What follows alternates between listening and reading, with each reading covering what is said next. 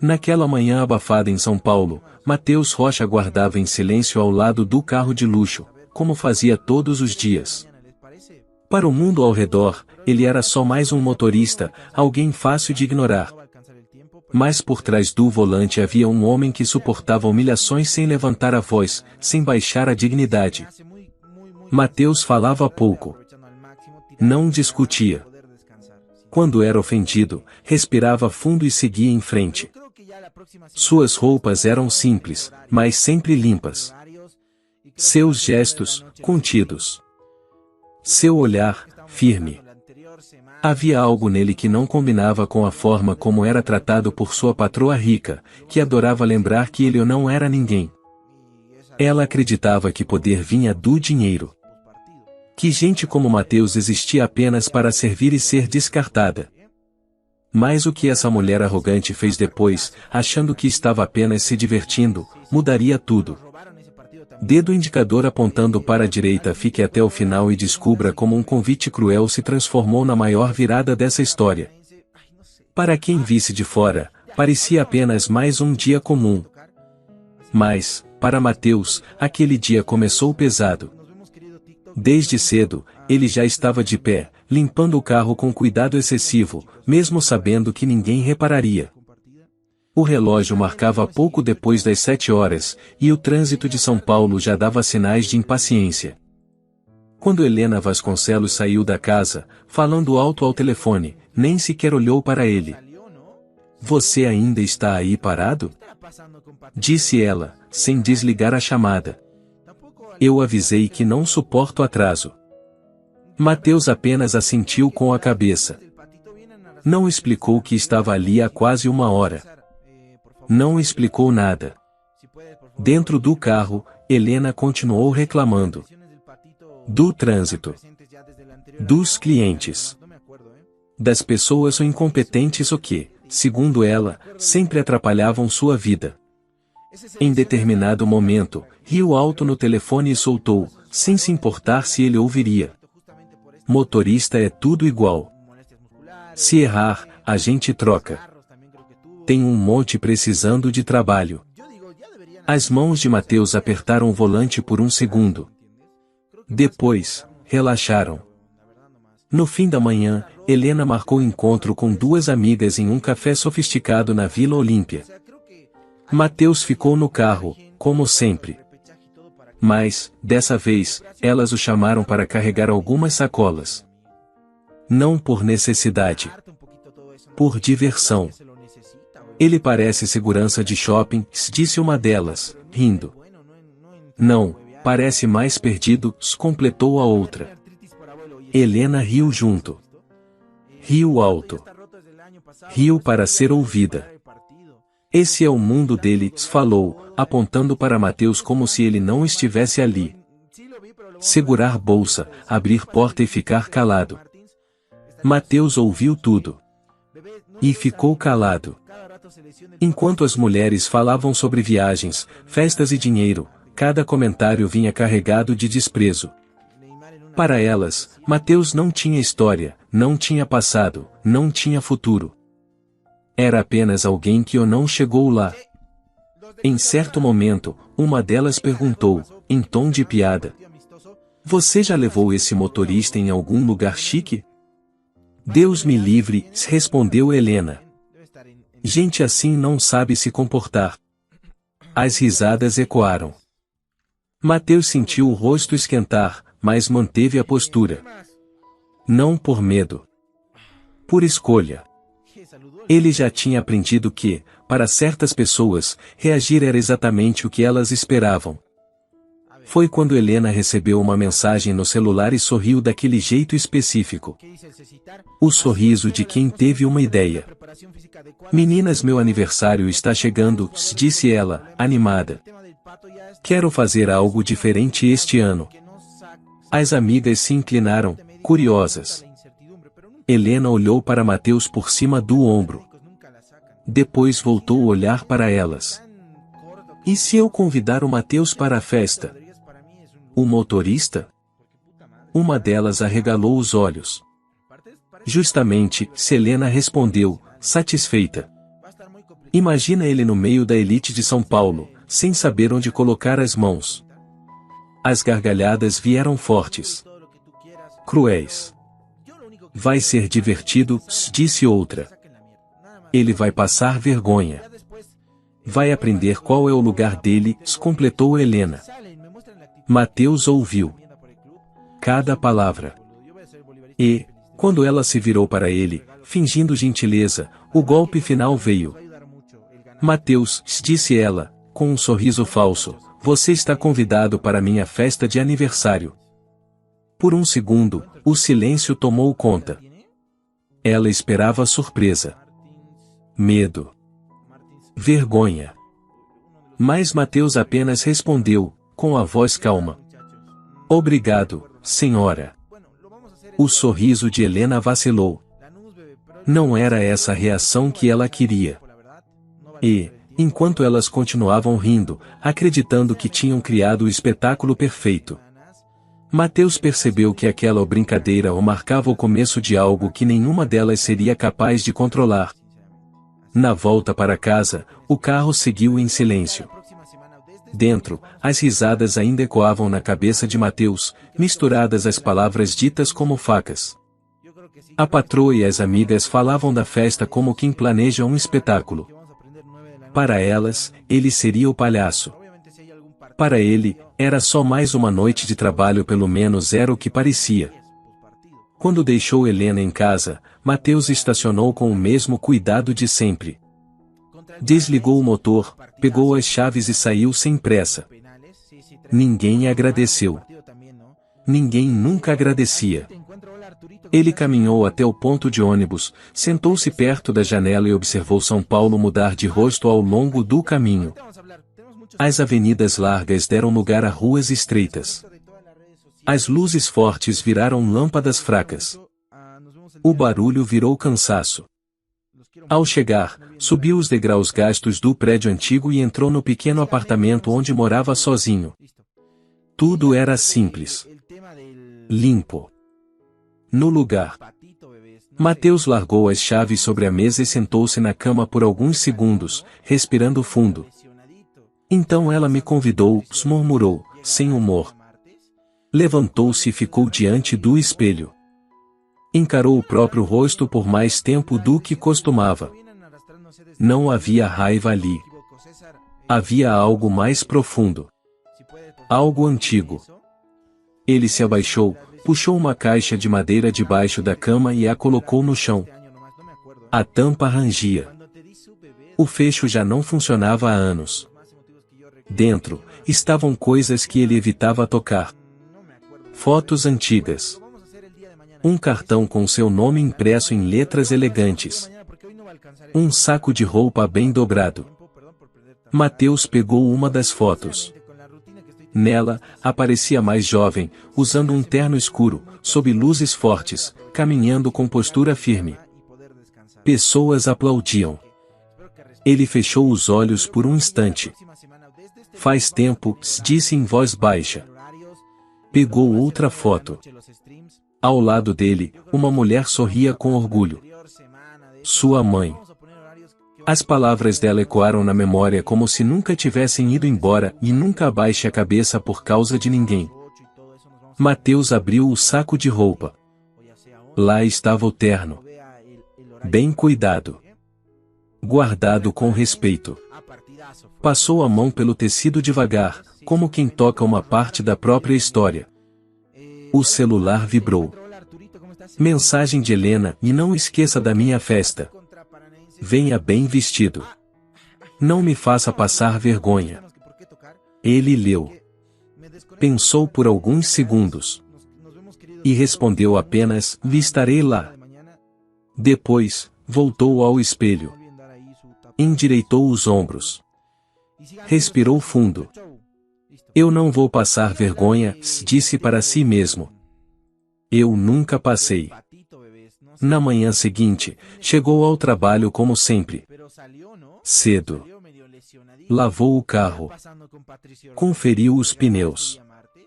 Helena falou da festa o tempo todo, dando ordens, impondo regras. O que ele podia dizer? O que não podia tocar? Onde deveria ficar? Não fale demais, avisou ela. Só cumprimente e fique quieto. Entendi, respondeu Mateus, calmo. Mas algo dentro dele já não estava quieto. Naquela tarde, enquanto esperava no carro, uma mensagem chegou de um número desconhecido. Era alguém que o conhecia do passado. Alguém que lembrava do que ele tinha sido. Mateus leu, bloqueou a tela e ficou olhando para a frente, pensativo.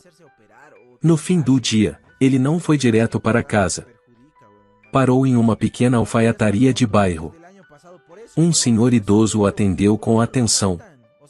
Preciso ajustar um terno, disse Mateus, colocando a peça sobre o balcão. Ele precisa ficar perfeito. O alfaiate sorriu, avaliando o tecido. É um bom terno. Merece respeito. Mateus assentiu. Eu também acho. Naquela noite, deitado na cama, ele encarou o teto escuro.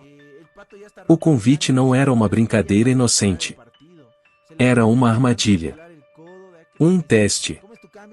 Uma tentativa de colocá-lo no lugar que outros haviam escolhido para ele. Mas Mateus já tinha decidido. A festa não seria o fim. Seria o começo. O dia da festa chegou envolto em pressa e vaidade. Desde cedo, a casa de Helena virou um palco. Maquiadores entravam e saíam, caixas de decoração eram empilhadas, o telefone não parava de tocar. Tudo precisava ser perfeito. Nada podia falhar. Para ela, aquele aniversário era mais que uma celebração, era uma vitrine. Mateus manteve a rotina. Chegou cedo, preparou o carro, abriu portas.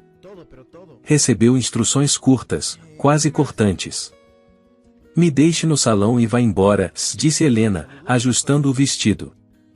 Não apareça antes da hora. Não quero comentários. Ele assentiu. Não discutiu. Nunca discutia. O salão ficava na Avenida Paulista, amplo, iluminado, decorado em tons claros e dourados. À tarde, Helena já circulava entre os primeiros convidados, recebendo elogios, posando para fotos, rindo alto. As amigas estavam por perto, ansiosas pelo momento o que esperavam. Ele vem mesmo? Perguntou uma delas, impaciente. Vai, respondeu Helena, satisfeita. Quero ver a cara dele quando entrar. As horas passaram. A música aumentou. As mesas se encheram. Taças brindaram. O assunto começou a se repetir. Cadê o motorista? Helena sorria, provocando. Calma. Ele deve estar nervoso. Enquanto isso, em outro ponto da cidade, Mateus se olhava no espelho. O terno ajustado parecia feito para ele. Os sapatos, polidos. O cabelo, discreto. Não havia exagero.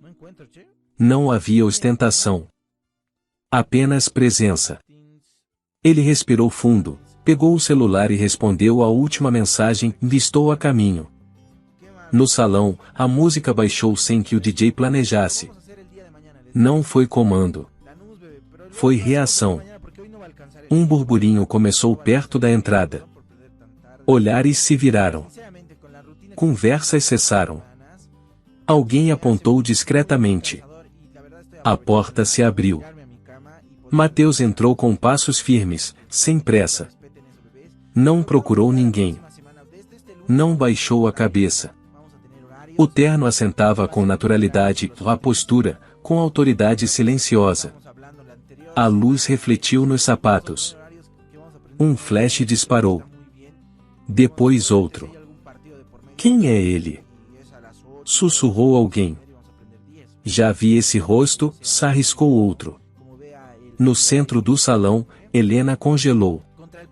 O sorriso ensaiado caiu como uma máscara mal presa. As amigas se inclinaram, incrédulas. É ele? Não pode ser. Mateus avançou alguns passos. O espaço se abriu como se o reconhecesse.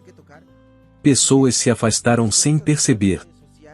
Ele parou, olhou ao redor com calma e, então, encontrou o olhar de Helena.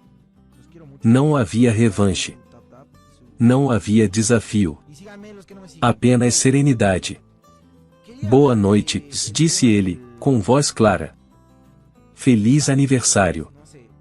O silêncio foi pesado. Alguém começou a aplaudir, tímido.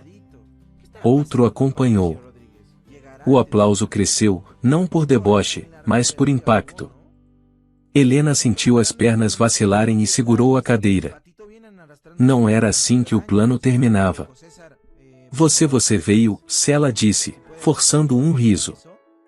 Como combinado, respondeu Mateus. Convidados se aproximaram. Cumprimentos educados. Elogios contidos. Um pedido de foto. Depois outro. Helena observava, sem entender quando o centro da sala deixou de ser dela. Você não disse que ele era assim, murmurou uma amiga. Eu não sabia, respondeu Helena, seca. Mateus seguiu para uma mesa, convidado por estranhos que sorriam como se o conhecessem. Sentou-se, ouviu mais do que falou. Riu baixo. A naturalidade desconcertava. A festa continuou, mas algo tinha mudado. A brincadeira perderá o controle. E Helena, pela primeira vez naquela noite, sentiu-se pequena dentro do próprio palco. A festa seguiu, mas já não obedecia ao roteiro de Helena. Ela tentou rir mais alto. Tentou circular entre as mesas. Tentou chamar atenção para si com gestos ensaiados. Nada funcionava como antes. Os olhares escapavam. As conversas se desviavam. Sempre, de algum jeito, voltavam para Mateus. Ele permanecia tranquilo. Não se impunha. Não competia. Apenas existia com naturalidade. Falava pouco, escutava muito. E, curiosamente, isso atraía as pessoas. Um casal sentou-se à mesa dele. Depois outro convidado se aproximou. Um elogio aqui, uma pergunta ali. Você tem uma presença diferente, comentou um homem de meia idade, ajeitando o paletó. Obrigado, respondeu Mateus, simples. Helena observava de longe, o copo apertado demais na mão. Isso é só curiosidade, murmurou para si mesma. Já passa. Mas não passou. Uma mulher elegante pediu para tirar uma foto com Mateus. Ele hesitou, depois concordou. O flash disparou. Em poucos minutos, celulares começaram a se erguer de novo. Não era escândalo. Era interesse genuíno. Helena sentiu o estômago apertar. Ele não deveria estar fazendo isso, cochichou para uma amiga. Fazendo o quê? A amiga perguntou. Sendo educado?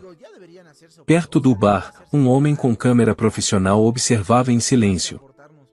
Não falava alto. Não chamava atenção.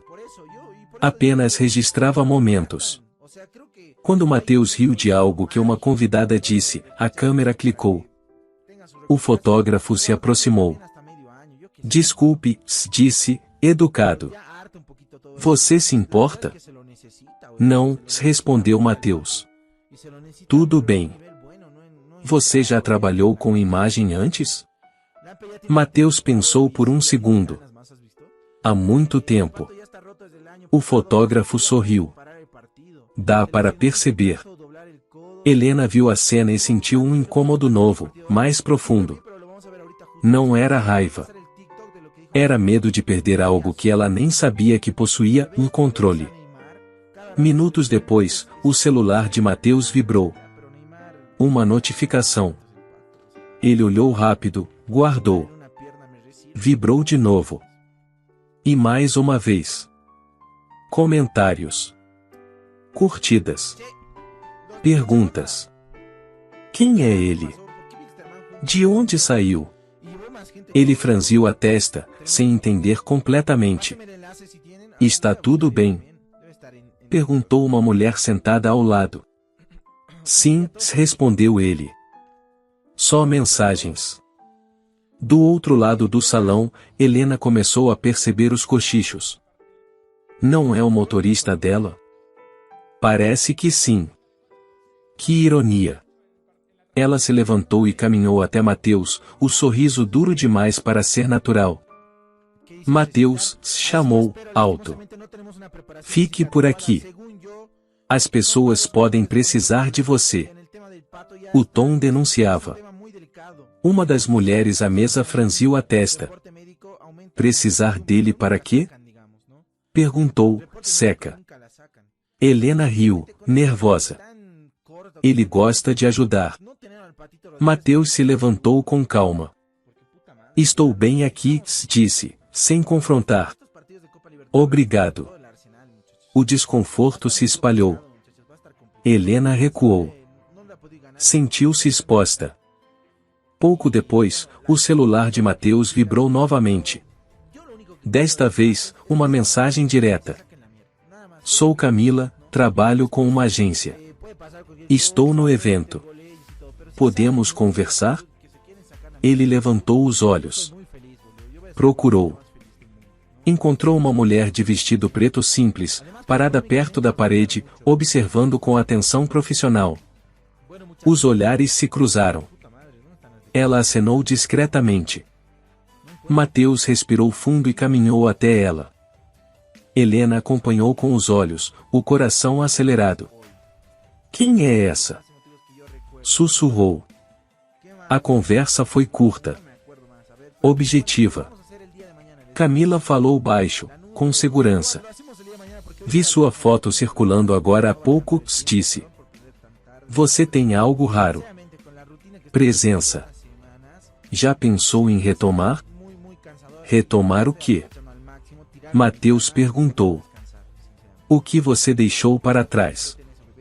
Quando apertaram as mãos, Helena entendeu que algo tinha escapado de vez. A festa ainda estava cheia. A música ainda tocava. Mas o jogo havia virado. E ela já não era quem conduzia a noite. A conversa terminou sem alarde, mas deixou um peso no ar. Mateus voltou para o salão com passos calmos, como sempre. Por fora, nada parecia diferente. Por dentro, tudo estava em movimento. A proposta não foi um elogio vazio, nem uma promessa exagerada. Foi direta. Profissional. Real. Do outro lado da sala, Helena fingia rir, mas observava a cada gesto dele. Quando Mateus passou por perto, ela o puxou pelo braço, firme demais para parecer casual. O que aquela mulher queria com você? Perguntou, em tom baixo e cortante. Conversar, respondeu ele, sem se soltar. Conversar sobre o quê? Insistiu. Trabalho. Helena soltou uma risada curta, sem humor. Trabalho? Não inventa. Isso é festa. As pessoas bebem, falam besteira. Não deixe isso subir a cabeça. Mateus a encarou com serenidade. Não subiu, senhora. Só abriu uma lembrança. Ela estreitou os olhos. Lembrança de quê? De quem eu fui, respondeu ele, simples. A frase ficou no ar, pesada. Helena soltou o braço dele como se tivesse tocado algo quente demais. Não se esqueça do seu lugar, disse, virando o rosto. Amanhã você trabalha cedo. Eu sei, respondeu Mateus. Mas, naquela noite, ele quase não dormiu. Deitado no quarto pequeno, releu a mensagem com o endereço e o horário do teste. Venha como está. Não havia promessa de sucesso. Só a chance de tentar. Pensou na mãe. No terno guardado. Nas palavras ditas como desprezo. Respirou fundo. Na manhã seguinte, chegou ao trabalho no horário de sempre. Lavou o carro, organizou os documentos. Helena entrou apressada, reclamando do trânsito, como se nada tivesse acontecido. Você está quieto demais, comentou, desconfiada. Sempre fui, respondeu ele. Ela o observou pelo retrovisor. Aquela mulher te ligou? Sim, disse Mateus, honesto. Helena soltou uma risada irônica. Ótimo. Vá lá. Depois me conta quando perceber que era ilusão. Eu vou, respondeu ele. E volto para trabalhar hoje. Ela não respondeu. No dia do teste, Mateus chegou cedo. O espaço era simples, iluminado, sem luxo. Pessoas com pranchetas circulavam, concentradas. Camila o recebeu com um aceno profissional. Fique à vontade, disse. Faça do seu jeito. Quando chamaram seu número, ele respirou fundo e caminhou. Não havia música alta. Não havia plateia barulhenta. Havia silêncio. E luz. Ele andou como quem lembra o próprio corpo. A postura voltou. O ritmo também.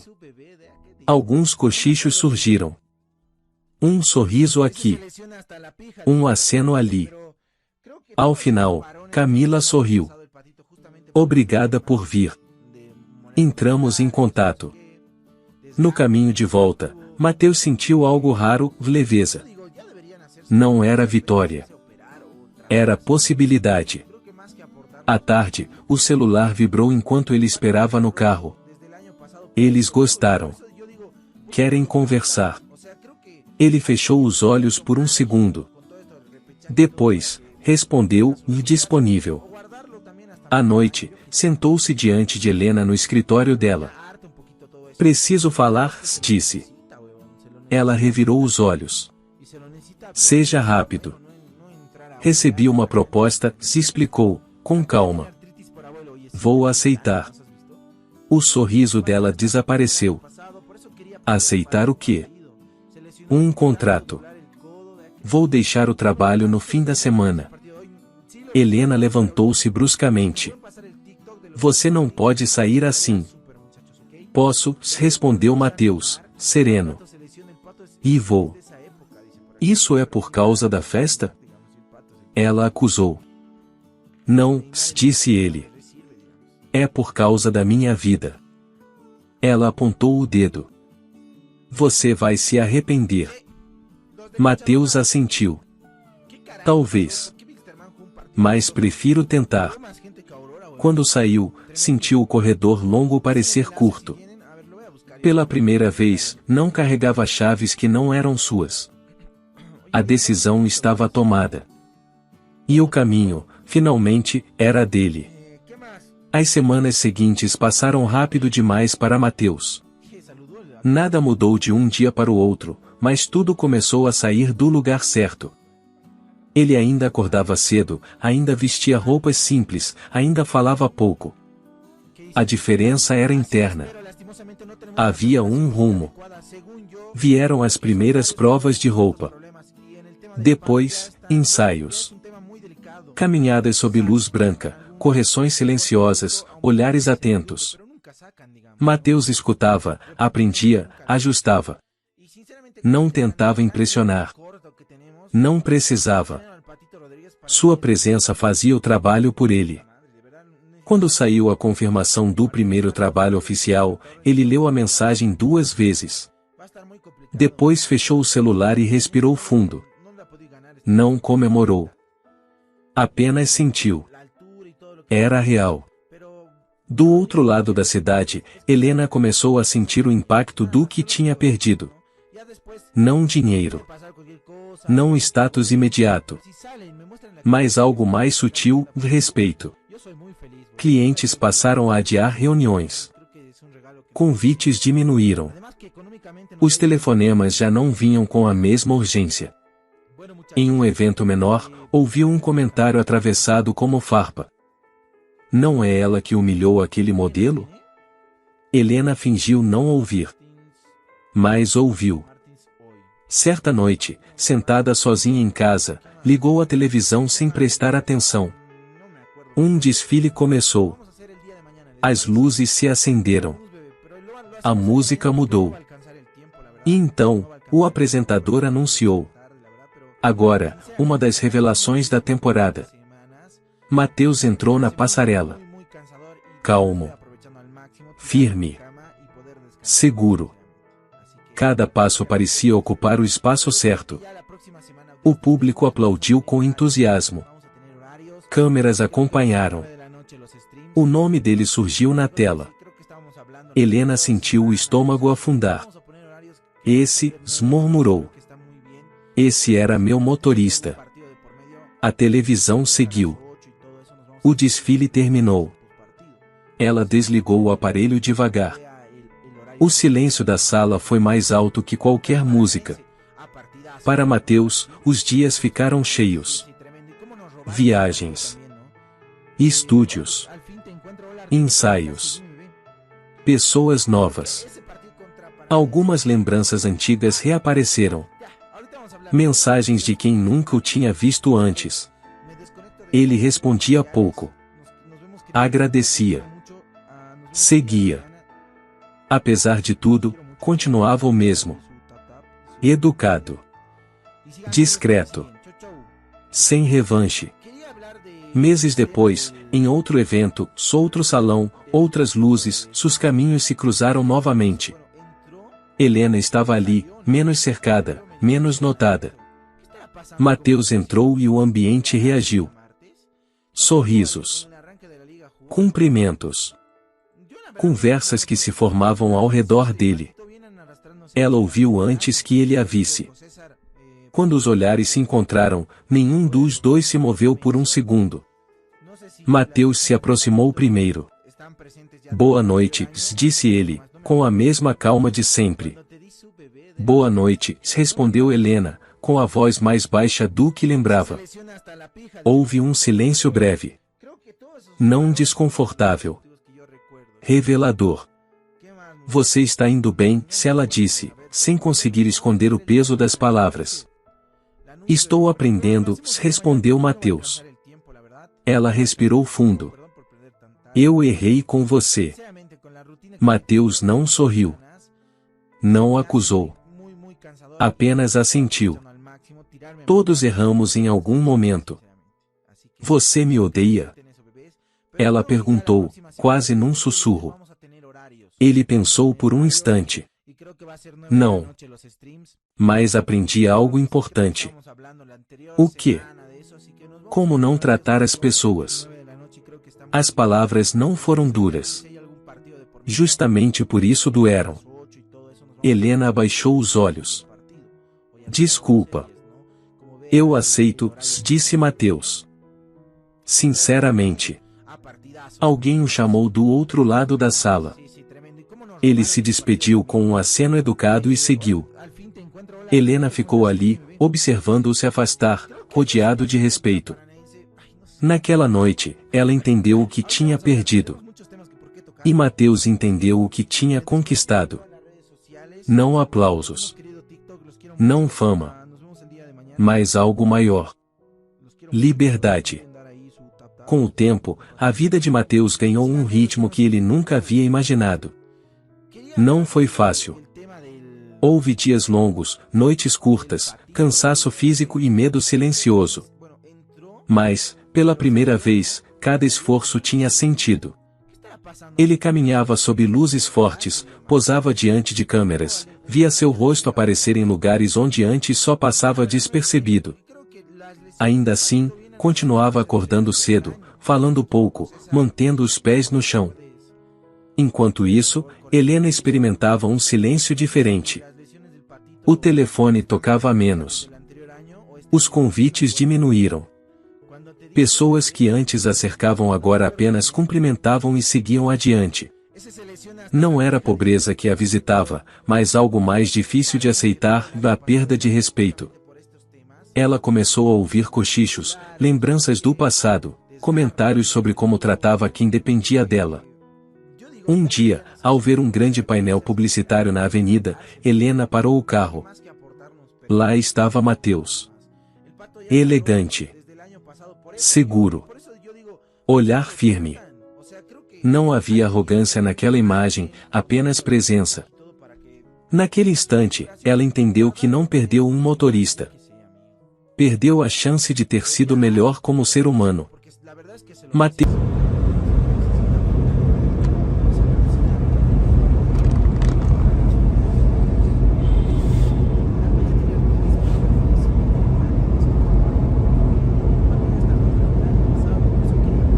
Сейчас зайдем, посмотрим, как у них трансляция началась.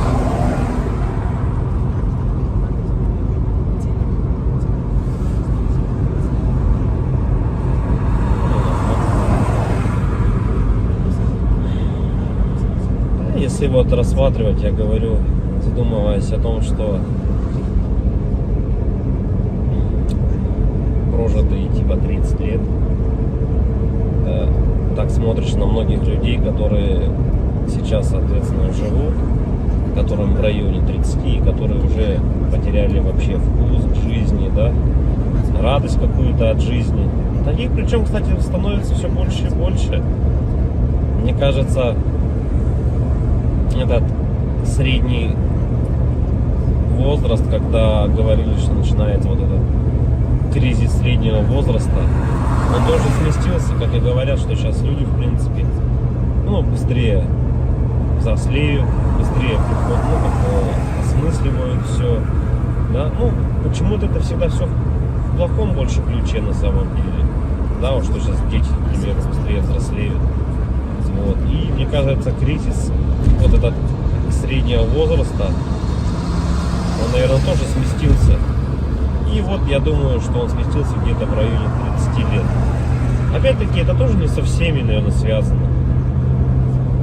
Не у всех людей так, все люди разные. И когда приходишь к той мысли о том, что помимо того, что люди сами по себе стали такие вот, наверное, депрессивные, да, времена такие сложные, да, вот это вот еще извне много каких вещей случается, на данный момент, которые людям усугубляют эту ситуацию на самом деле, вот этой депрессии, вот этих кризисов, да, каких-то переходных моментов в жизни. И непонятно, если конец этому всему, да, наступает у людей потом белая полоса в жизни, или они не могут выбраться из нее.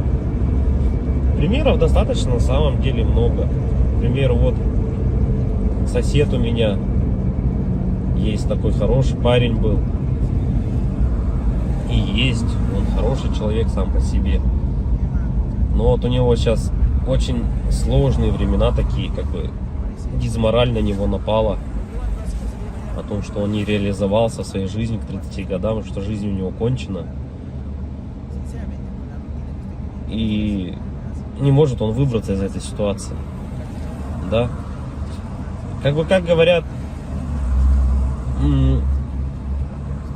если мы говорим, что это мужики такие, да, типа слабые, да, какие-то, безморальные, как бы такие вот, что в основном это случается, наверное, зачастую, может быть, это у мужиков случается в этом возрасте, такой кризис, наверное, да, каких-то неудач в своей жизни, не пришедших ни к чему достойному и хорошему. Но вопрос в том, что это мужики такие, типа слабые, или времена такие стали, что если вот разобраться так, вот, например, возьмем даже с древних времен, когда человеку нужно было добывать пищу самому, да, там убивать мамонтов, мужику стоило там сходить на охоту. Да, на охоту он сходил, кого-то там добыл добычу, принес домой, да, что-то где-то там поделал дома, и все как бы. Ну и это, возможно, как работа тоже на ежедневной основе, да, была. И как бы мужик в то время считался, но еще воином были, они воинами были, не воевали, да. В любом случае это все такая в основном физическая была работа, типа стратегии именно добычи пищи какой-то себе. Ну, тут вот требовалось, возможно, какое-то знание, да, тут я не спорю. Но в основном это была физическая работа.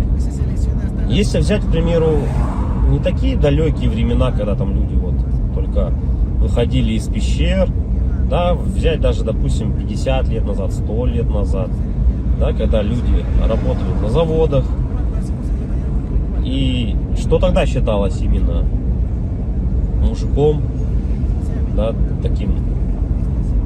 Разница была, наверное, с нынешними временами в том, что если ты работал, к примеру, на заводе на каком-то, то тебе было этого всего достаточно. То есть ты уходил на завод, отработал свое время, да, пришел домой, какие-то тоже там, может, домашние дела, и этого тебе было достаточно на самом деле. Как бы и все, и заключалась вся суть именно мужчин. Ну вот, как бы устроиться главное на завод и работать физически, опять-таки, да, получить какое-то образование, так, ну, как бы среднеспециальное, к примеру, да, какой-нибудь токарь, идти на завод, отработать там 8-12 часов. Это не легкая работа, я не спорю тоже с этим. Но опять-таки, этого зато было достаточно. Человек уходил, он отрабатывал там 12 часов и понимал, что ему будет всего достаточно. Ради этого и была, наверное, главная и основная мотивация. Да? И если перенесемся мы, наверное, в наше время уже, сейчас, на данный момент, то есть люди просто не знают на самом деле, как заработать. Как получить жилье, как получить новый автомобиль. То есть способов получения данного результата его нету как такового. Это говоря о том, что ты будешь ходить на работу по 8, по 12 часов, допустим, сутками там работать, да, ты не заработаешь на машину, заработаешь ты на нее через 5 лет, если ты там не будешь ни пить, ни есть, как бы, да. Ну ладно, если вообще не тратить деньги, то заработаешь. Ну такого же невозможно, это же только где-то в сказках. С учетом нынешних трат, то есть даже при зарплате какой-то средней, там 100 тысяч рублей, ну где-то 60, где-то 70, где-то 80, возьмем от 60, наверное, до 120, то есть, к примеру, достижение результата такой, как, к примеру, квартира, недвижка какая-то своя, это кредиты, ипотеки, то есть вот здесь и сейчас ты берешь.